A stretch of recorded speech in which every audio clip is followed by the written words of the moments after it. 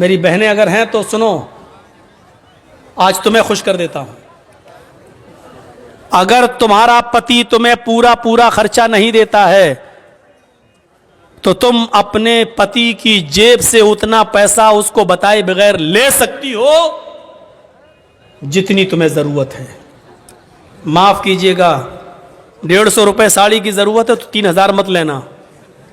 میں یہ باتیں بہت کم بتاتا ہوں، اس لیے کہ ایک جلسے میں ہم اپنی بیوی کو لے کر گئے تھے اور وہاں ہم نے یہ بتا دیا، دوسرے دن میری ہی جیب سے 5000 غائب ہو گئے، تو اس لیے تھوڑا ڈر لگتا ہے، عورتیں ناجائز فائدہ اٹھانے لگتی ہیں۔ پھر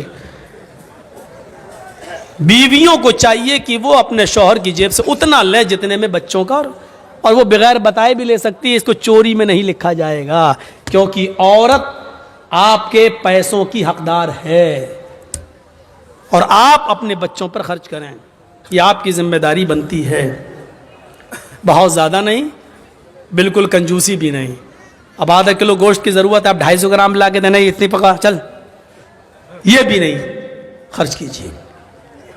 میاں بیوی میں بہت پیار محبت بھی ہونی چاہیے۔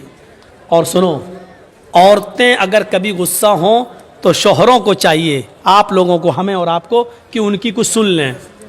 ضروری نہیں کہ اپنی بیوی کی ہر بات کا جواب دیں۔ حضرت عمر فاروق کے پاس ایک نوجوان آیا شکایت لے کر اپنی بیوی کی، تو ان کے ایک باہر کمرہ بنا ہوا تھا، اس کمرے میں بیٹھ گیا، تو کیا ابھی حضرت عمر نکلیں گے تو اپنی بیوی کی شکایت کریں گے، لیکن دیکھ رہا ہے کہ اندر آواز آ رہی ہے، دروازے پہ کان لگایا تو کیا سن رہا ہے کہ ان کی بیوی عمر کے اوپر برس رہی ہیں، صاحب تم تو چلے جاتے ہو، پکنے کو کون لائے گا، کھانے کو کون لائے گا، آٹا کون لائے گا، چاول کون لائے گا، یہ کون لائے گا، تم تو چلے جاتے ہو، تمہیں فکر ہوتی ہے پھر گھر کی۔ حضرت عمر سر نیچے ڈال کے کر رہے ہیں، یہ کہنے لگا لو، یہ اٹھ کے چلنے لگا۔ حضرت عمر تھوڑی دیر کے بعد گھر سے نکلے، کمرے میں آئے کہ ہیں یہاں تو ایک آدمی بیٹھا، دیکھا وہ جا رہا ہے، اس کو آواز دی، اے ہلو سنو، اے، اس نے پیچھے مڑ کے دیکھا، ادھر جی تم تو میرے پاس آئے تھے نا؟ جی ہاں بولو کس کام سے آئے تھے؟ نہیں امیر المومنین اب وہ کوئی کام نہیں ہے میرا، میں جا رہا ہوں۔ ارے نہیں تم اتنی دور سے آئے، کام بتاؤ، کیا کام تھا بتاؤ تو صحیح۔ کہا وہ میرا کیا کام تھا وہ تھا، لیکن وہ آپ کے بس کا نہیں ہے۔ میں امیر المومنین ہوں، میرے بس کا نہیں ہے، مجھے لوگوں کی خدمت کے لیے لوگوں نے امیر بنایا اور میرے بس کا نہیں ہے۔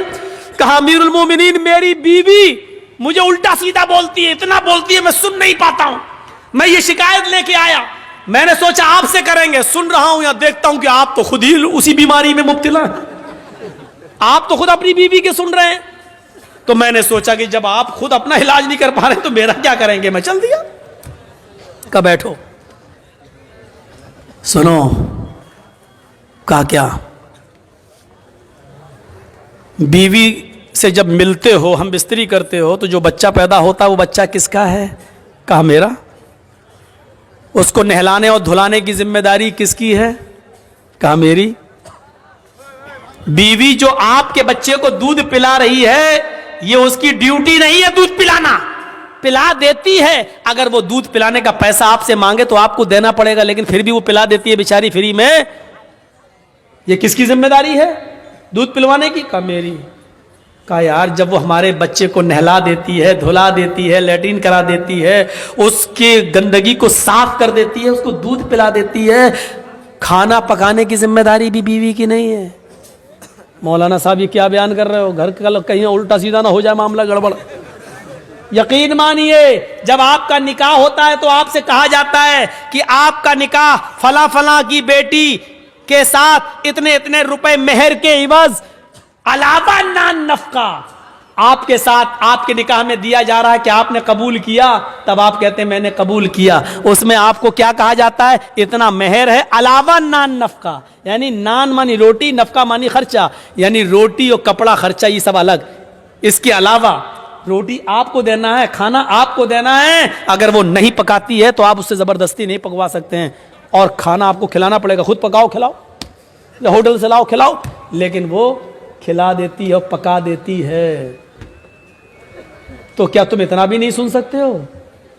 کہا امیر المومنین اچھا ہوا یہ مجھے بتایا، یہ بات کہیں میری بیوی کو مت بتا دیجئے گا، ورنہ روٹی بھی ہم ہی کو پکانا پڑے گی۔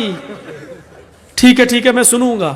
پھر حضرت عمر فاروق نے کہا سنو, تم نے اللہ کے رسول کی حدیث نہیں سنی؟